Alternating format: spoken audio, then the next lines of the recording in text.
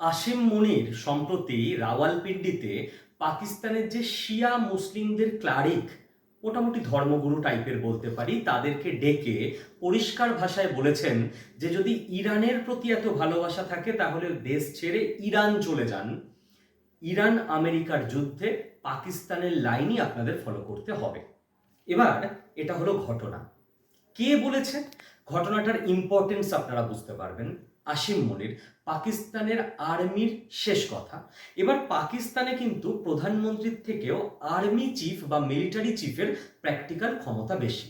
তার মানে আমরা কথা বলতেই পারি যে পাকিস্তানের সুপ্রিম লিডার পাকিস্তানের যে শিয়া মুসলিম কমিউনিটি তাদের প্রতি এই বার্তা দিয়েছে। কেন দিয়েছে?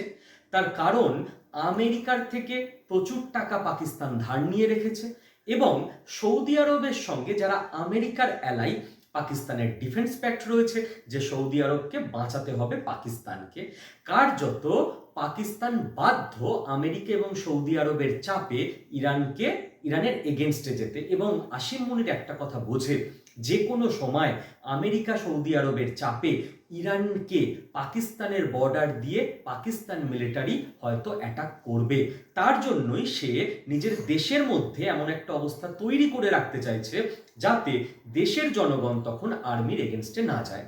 এবার আমাদের বুঝতে হবে, পাকিস্তানের মোট মুসলিম জনসংখ্যার মধ্যে 85% মানুষ ফলো করে সুন্নি সেক্ট আর 15% মানুষ ফলো করে শিয়া।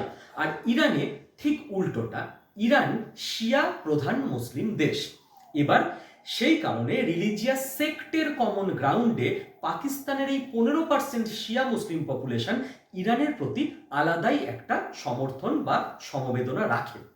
এবার ভারতের পার্সপেক্টিভে আমরা দেখে নেব গোটা ব্যাপারটা। লাস্ট 20 বছর ধরে লোকে বলে অজিত দোভাল স্যারের নাকি প্ল্যানে পাকিস্তানে শিয়া এবং সুন্নি সেক্টের ডিফারেন্স ক্রমশ বাড়ছে এবং আমাদের যে কাশ্মীর পাকিস্তান দখল করে রেখেছে ইল্লিগালি, পাকিস্তান যেটাকে গিলগিট বাল্টিস্তান বলে, সেখানে কিন্তু 50% শিয়া মুসলিম আছে, যদিও গোটা পাকিস্তানে কিন্তু শিয়া মুসলিমের সংখ্যা 15%। এবার আমাদের এখন দেখতে হবে যে কিভাবে এই শিয়া সুন্নি কনফ্লিক্ট পাকিস্তানের সোসাইটিতে রেজনেট করে, আমরা কিভাবে এটাকে অ্যাম্পলিফাই করতে পারি এবং ফাইনালি এক্সিকিউট করে গিলগিট বাল্টিস্তানকে স্বাধীন করে ভারতবর্ষের সঙ্গে মার্জ করে নিতে পারি।